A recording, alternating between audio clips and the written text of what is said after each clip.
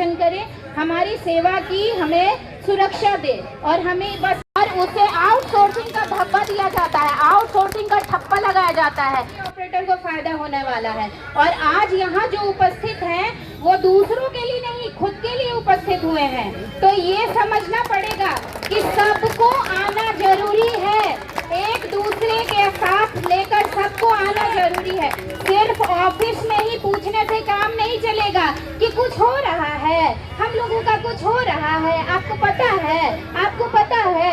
लेकिन जब भी ये धरना प्रदर्शन की बात आती है तो सबकी हवा गुल हो जाती है, सबका दिमाग ये हो जाता है कि पता नहीं हम जाएं या नहीं जाएं, कहीं कुछ हमारे ऊपर ना आ जाए, कोई बात ना आ जाए, जाना चाहिए या नहीं।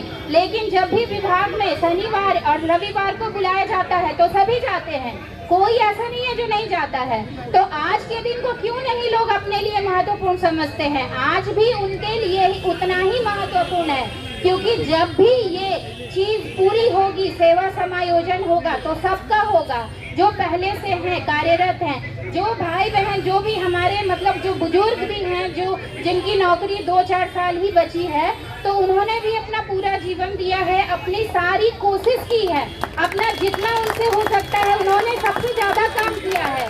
आज जितने भी कार्यालय में डिजिटाइज होकर के ऑनलाइन काम हो रहा है तो वो ऑफलाइन से थोड़ा तो हल्का हुआ है ना। और जितने लोग हैं, जो लोग उस लायक भी नहीं है कि उनको कंप्यूटर का कुछ पता हो, फिर भी वो कोशिश करके काम कर रहे हैं, वो लोग सारे लोग काम कर रहे हैं। और डेटा एंट्री ऑपरेटर की वजह से ही सारा सरकारी कार्यालय चल रहा है। बोला जाता है कि अगर आप लोग छुट्टी नहीं मिलेगी, क्यों नहीं मिलेगी? अपनी छुट्टी है, 12 CL है, फिर भी वो CL देने में लोग परेशान करते हैं, नहीं देते हैं छुट्टी। महिला है तो सरकारी महिला है और वो उनके लिए कोई दिक्कत नहीं है, वो SL हो, CL हो, RH हो, कोई छुट्टी है एक साथ लगा कर ले सकती है। लेकिन जो भी संविदा कर्मी है उन महिलाओं को SL नहीं मिलेगा। क्यों? उनका दर्द नहीं है, उनको दर्द नहीं होता है। वो SL जो है वो एक विशेष छुट्टी है, सबको पता है कि विशेष चीज के लिए ही मिलती है, फिर भी वो वहाँ पे अंतर किया जाता है। तो कार्यालय में जब काम डेटा एंट्री ऑपरेटर सबसे अधिक करता है तो सम्मान का हकदार भी वही है और उसे आउटसोर्सिंग का धब्बा दिया जाता है, आउटसोर्सिंग का ठप्पा लगाया जाता है। जब भी बात होती है किसी चीज की, किसी फायदे की, किसी बेनिफिट की, तो क्या तो ये तो कोई स्थायी है नहीं, ये क्या है, ये तो आउटसोर्सिंग से आए हैं, इनका तो कोई वजूद ही नहीं है।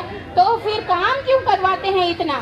सरकारी लोग सारे घूमते रहते हैं कि हाँ ये कर लीजिएगा, हम थोड़ा आ रहे हैं, आप ये काम करके रखिएगा, सारा काम बोल दिया जाता है और समय पे सारा काम पूरा भी मिलता है उनको।